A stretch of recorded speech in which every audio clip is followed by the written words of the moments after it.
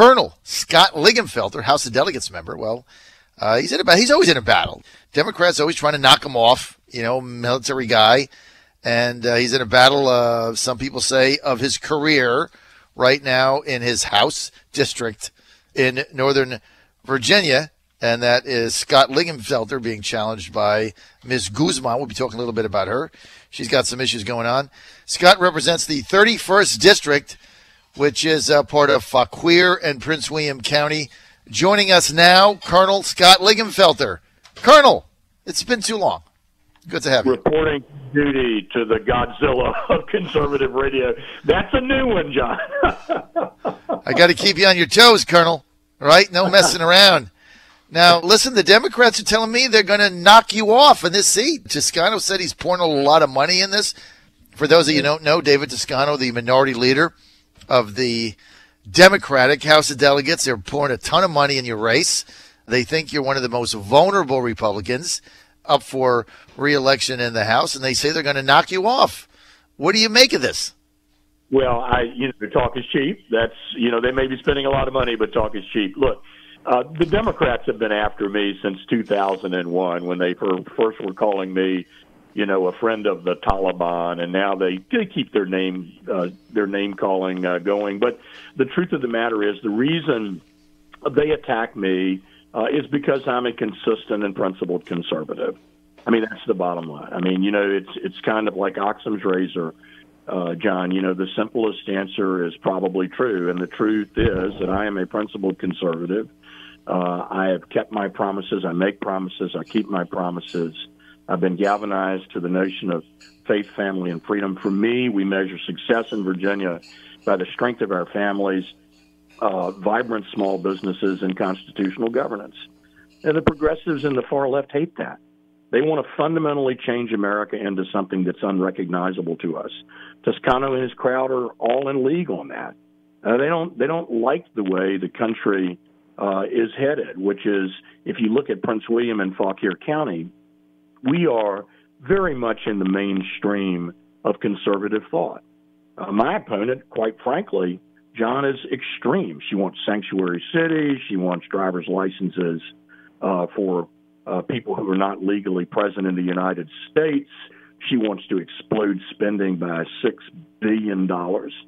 And she doesn't want our local police to have the flexibility, John. Now, the flexibility, this is a local decision, to cooperate with federal authorities to deport the MS-13 criminal gang members and the drug cartel members that are ravaging the community. And the odd thing is she's made a big point, John, of saying how she wants to be the first Hispanic lady to be elected to the Virginia General Assembly. Well, it's MS-13 and it's the criminal gangs that are threatening many of the people she says she's concerned about. Yet she doesn't want the police to have the ability to cooperate, mind you, with ICE to deal with these criminal elements. It's just she's very extreme, John, and I think we're very mainstream. All right, now your opponent also, Elizabeth Guzman, she's a Bernie-crat, but she's also, and some people have made note of this, she's also claimed personal bankruptcy, I think, twice now, or she claimed personal bankruptcy and she claimed Chapter 7 reorg, and it's not for her business. I mean, look, there's a lot of people got annihilated during the recession of 2008. They lost their businesses. They had no choice but to claim bankruptcy. The president himself, with one of his businesses, claimed bankruptcy. So I'm not going to hold that against anybody. But you guys have made this a campaign issue. Why do you think in this instance it's an issue in this campaign? Well, I think you brought up a very good point, that it is personal bankruptcies. And I think it's important to note that this kind of strikes at the heart, John, of what a delegate's responsibility is, to manage the finances and balance the budget. You have to understand that this is not Guzman's two bankruptcies, the first one being a Chapter 13 where the courts had to come in and basically reorganize her life. And she said, oh, by the way, we've learned from that mistake and we righted the ship. Well, apparently she didn't learn a lot, because within 4 years she was filing a Chapter 7. And that's a different type of bankruptcy where you literally walk away from your debts that you owe, whether it's for cars or houses, or in Guzman's case, student loans. She said she loved free college. Well, John, I guess she got hers. The point is, she has walked away from her obligations, her fundamental obligations. This was not about, not having enough clothing or not being able to eat or not having a place to live. This was about living beyond her means. Too many cars, a condo in Boca Raton, no less. And she's stuck the banks and other people with her legitimate debts. It really goes to her character. Now, here's the point. Think about that and think about how she wants to explode Virginia's budget by $6 billion in a biennium. Look, Elizabeth Guzman, frankly speaking, has a history of bankruptcies, and now she wants to bring those, quote, same skill sets to bankrupting Virginia. And I just don't think we should let anywhere near Virginia's budget. Well, you think there might be a trend here.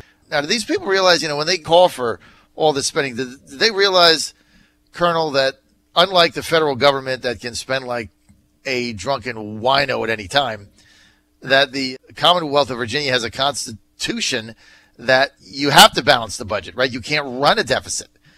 So when they propose billions of dollars in spending, how do they pay for it? Well, it's a great point. The other day, John, I was down in Richmond listening to the current administration Secretary of Finance, and I raised the issue to him. I said, suppose someone came to you right now and said, let's bump spending by $4 billion. What would you say? Well, you should see the expression on his face. I mean, it's like, well, I'm sorry, but the truth of the matter is, structurally, Virginia's not in a place to explode spending like that. And so what Mrs. Guzman is basically doing is making promises she can't keep. And I'm glad. And the reason is because we shouldn't be making promises to explode Virginia's spending. We have a fundamental obligation to produce balanced budgets and to make sure that we spend tax dollars wisely. And we have done that, John. In the time that I've been an appropriator, we've actually cut $7 billion in wasteful spending. We closed a deficit of $1.5 billion without raising taxes and fees.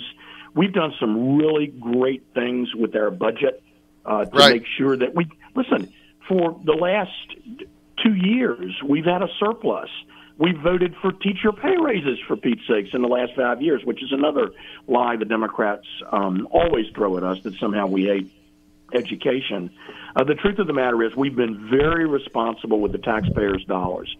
Mrs. Guzman, however, has not demonstrated, John, the fiscal discipline to be trusted with Virginia's budget or the taxpayers' money.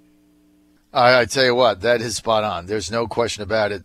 Elizabeth Guzman, she's a very energetic candidate. The Democrat in your race, running pretty aggressively. But her positions are about as far left wing as you're going to find out there of any candidate. All right, final question. Oddly, and I say this because I thought it was odd, I can't think of any other word. So last weekend, Ralph Northam, running for governor, your current lieutenant governor, Washington Post interview editorial board suggests that standards of learning, SOLs, that they be shifted or manipulated, or not the same standards, based on your area. So if you're in a downtrodden area like Richmond without a lot of money in the schools and schools falling apart, then their standards would be lower. They'd be lower in Southwest Virginia than, say, they would be in Fairfax or Arlington or Virginia Beach or Danville.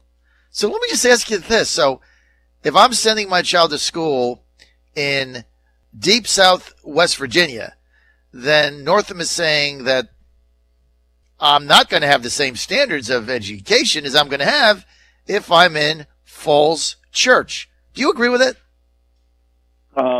Let me see. John, you've heard my expression in the past about how life is hard, but when you're not very smart, it's very hard.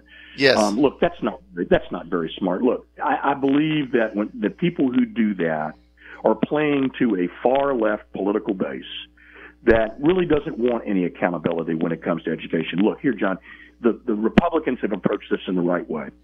We've actually reduced the incidence of SOL testing from 22 to 17. We are listening to our local educators. Local educators want accountability, but they want the flexibility to actually have time to teach. And we're meeting that need. We are listening rationally, not to pockets of political influence. We're listening to all educators across the Commonwealth. We're listening to all parents across the Commonwealth.